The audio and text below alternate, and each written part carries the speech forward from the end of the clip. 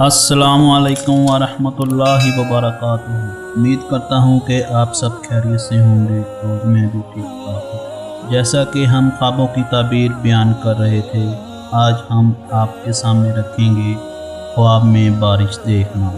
आए हम देखते हैं इस ख्वाब की क्या ताबीर है। हज़रत दानियाल अलैहिस्सलाम ने फरमाया है कि बारिश ख्वाब में अल्लाह की तरफ से बंदों पर रहमत और बरकत है। जैसे कि हदीस पाक का तर्जमा है, इसकी ज़ात पाक है जो नाउमीदी के बाद बारिश बरसाता है और अपनी रहमत को रखता है। और अगर देखें कि अव्वल साल या अव्वल माह बारिश बरस रही है तो दलील है कि इस साल और इस माह में फराखी नेमत ज़्यादा होगी। और अगर देखें कि बारिश सख्त और स्याह है तो दलील बीमारी पर है कि इसमें हलाक होगा। हज़रत इब्ने सारीन रहमतुल्लाह अलैहिस्सलाम ने फरमाया है कि अगर कोई शख्स ख्वाब में सख्त बारिश देखे कि अपने वक्त पर बरसी है तो दलील है कि इन दोनों में रंजो बला का लश्कर आएगा। और अगर देखे कि आबे बारां से मसाह करता है तो इस अमर की दलील है कि खौफो गम से अमन में रहेगा।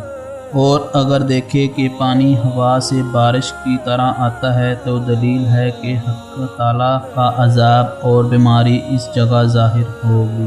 हज़रत करमानी रहमतुल्लाह अलैह ने फरमाया कि अगर बारिश की जगह शहद को बरसता हुआ देखे तो दलील है कि नेमत और गनीमत इस मुल्क में बहुत होगी। और जो चीज़ के आसमान से बरसती हुई देखे तो इसकी तावील इस चीज़ की नजस से है।